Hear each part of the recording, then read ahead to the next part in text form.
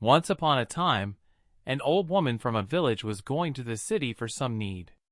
On the way, she came across two cunning conmen.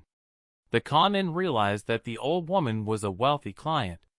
They started following her, thinking of ways to snatch her belongings. But the old woman wasn't naive either. Her hair hadn't turned white under the sun for nothing.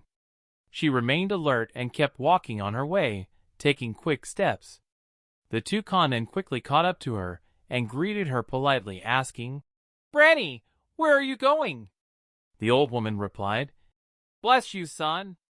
I'm just going to the city." The two conmen said, "We're going to the city too. How nice to have met you. Let's talk on the way. It'll make the journey easier." One of the conmen asked, "Grandmother, do you have any work in the city?" The old woman replied, "It's my daughter's wedding. I'm constantly worried. Expenses never end in these times of inflation. I had kept some jewelry, so I thought I'd sell it to cover some of the costs." One of the conmen responded, "Why not? That's exactly why jewelry is made, for times of need." The other conmen said, "All right then, Granny, tell us a good story so the journey passes more easily." The old woman replied, "That's a good idea, but right now I can't recall any good stories. You start first, and maybe a story will come to my mind too. Then I'll tell it to you both." The first conmen said, "Granny, we've heard so many made-up stories. Now I'll tell you a real story from my own life. But if you think it's a lie, then you'll have to give us one piece of your jewelry." The old woman, already alert, clearly understood their intentions. She thought, no matter how polite the scoundrels seem, one should never let their guard down. Then she cautiously said, "Sure, son. If it's true, why would I think it's a lie?" "Fine, I agree. Go ahead and tell your story. At least the journey will pass." The conman began his tale. "This is from my childhood. I was walking down a street and found a wooden ball lying on the road. As soon as I kicked it, it burst, magically, and a genie emerged from it and began flying into the sky. He kept rising and rising. I stood there, gazing in amazement until he disappeared from sight. When I looked down at the ball on the ground again, there stood the same genie next to the burst ball. As soon as I looked at him, he began to enter my body through my eyes. As he merged into my body, I felt the power of flight within myself. And just moments later, I was soaring high through the sky. I kept flying higher and higher when suddenly I had a clash with an eagle. In a single swoop, the eagle plucked out both of my eyes and pecked me repeatedly until I fell into a sea. While I was still telling this story, I asked, to measure its effect, "So, Granny, you don't think I'm lying, do you?" The old woman replied, "I believe you, son. Why would you lie? In life, people go through such strange events. You're absolutely telling the truth. Go on, tell me, how did you survive after falling into the sea?" The conman continued his tale. "As soon as I fell into the sea, I started feeling like I was growing taller. The sensation had just begun when a huge fish, mouth wide open, came towards me and swallowed me whole in the very next moment. Coincidentally, that very fish got trapped in a fisherman's net.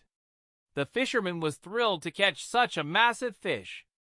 On that same day, a grand feast was being arranged at the mayor's mansion, and the job of providing fish for the feast was given to that same fisherman. The fisherman delivered the fish alive on his cart to the mayor's house. Seeing such an enormous and fine fish, the mayor gave the fisherman a hefty reward and immediately called the cook, ordering him to clean the fish properly and cook it so deliciously that the guests would remember the feast for years. The cook had just started preparing his tools to clean the fish when suddenly the fish leapt up and swallowed him alive. The cook's assistants raised a ruckus, and the mayor rushed to the scene.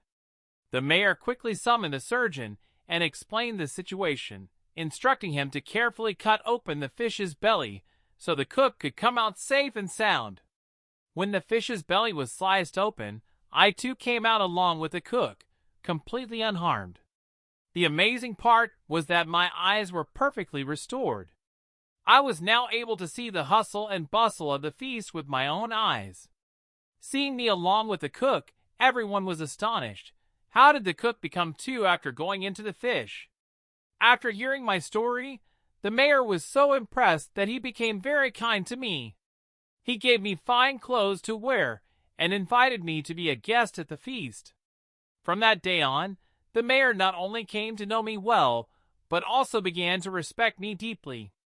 Hearing the conmen's tale, the old woman replied nonchalantly, "Son, you're very brave indeed. You faced trouble with such courage. No praise is enough for your strength and resolve." Upon hearing this, the conmen were dismayed. They had hoped the old woman would consider the story false and hand over her jewelry. Seeing their plan fail, both were very upset. But hiding their frustration, they said, "Granny, now you tell us a story, one that is true but also interesting." The old woman said, "Truth always triumphs, and liars are shamed. I've never told a lie in my life. Why should I ruin my reputation now in old age by speaking falsehood? But if you think my story is false, then I too will charge you each 100 rupees. In hopes that listening to the old woman's story might give them another opportunity to trap her, both conmen replied in unison, "Yes, we agree, Granny." The old woman began her tale. "My father was a farmer. When I got married, he gave me a pair of oxen as dowry. It was an excellent pair. People from far-off villages came to see them. One day, while working out in the fields, the two oxen got into a fight. One struck the other on the forehead with its horn, causing a deep wound. We tried many treatments, but the wound was so bad that it wouldn't heal. One day, somehow, a cottonseed got lodged into the wound. We tried a lot to remove it, but it wouldn't come out. In a few days, a plant sprouted from that very wound. As it grew, it bore such fine cotton bolls that I can't even describe. We began collecting the cotton, and soon had a large amount stored. News of this strange ox spread even farther, and people started flocking daily to see it. We tied the ox inside our mansion and began charging 4 annas per person as a viewing fee. To be honest, thanks to this ox, our fortunes turned. With the money collected from visitors, we hired many women to gin the cotton. On one side, men were cleaning the cotton, and on the other, many women were spinning yarn on the spinning wheel. We also hired several weavers to make cloth from our thread. Soon, they had woven piles of cloth. Among those, the keys, blankets, were especially fine. One day, when we counted our inventory, we discovered that 2 keys were missing. We searched everywhere, but couldn't find them. Son, may God never make me speak a lie, but the ones you two are wearing right now, those are the same stolen keys. Now, if you truly are gentlemen, kindly return them to me." Hearing this, both conmen were stunned. Fearing they'd lose the bet, they handed over the keys to the old woman without any argument. The old woman collected both keys and continued, "So yes, son, from that same cotton, one weaver made such fine muslin that people began buying it eagerly to use as turbans. But soon, we realized that one roll of muslin cloth had also been stolen. We searched thoroughly, but never found it, until now. I'm quite sure that the turbans you both are wearing are made from that very roll of stolen muslin." Realizing that the situation was turning against them, the conmen began to regret everything. They were afraid the next thing they'd lose would be their shirts and dodas. Thinking that the sooner they returned the turbans, the better, they quickly handed them over too. Seeing the tide turn, one of the conmen tried to change the subject and said, "Granny, your story really does seem very true and interesting. But we're feeling very hungry now. Did you bring anything to eat? If so, please share some with us." The old woman replied, "We've almost reached the city now. I have to sell my jewelry. Once it's sold, we'll sit somewhere peacefully and eat together. The conmen were secretly delighted and thought, all right, old woman, go ahead and sell your jewelry. Then we'll make our move. Let's see how you escape us then.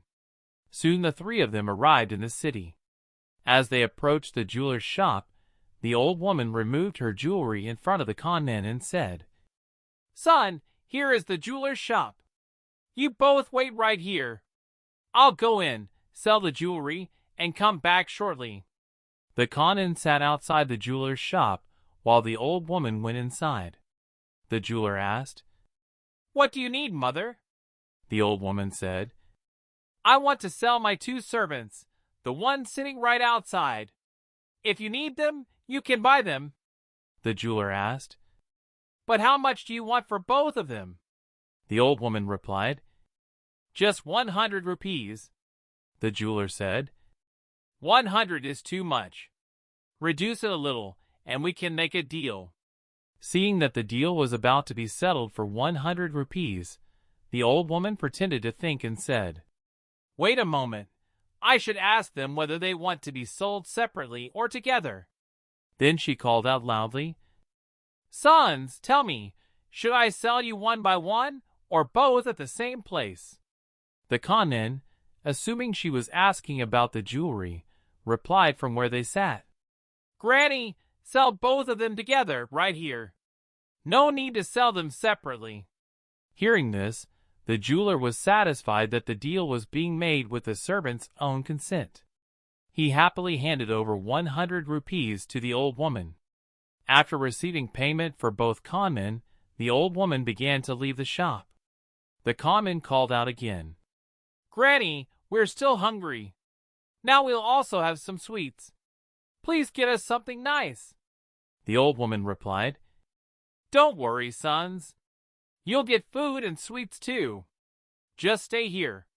As she started to leave, one of the conmen called after her again, Granny, bring a lot of sweets. The old woman said, Don't worry. And with those words, she disappeared from sight.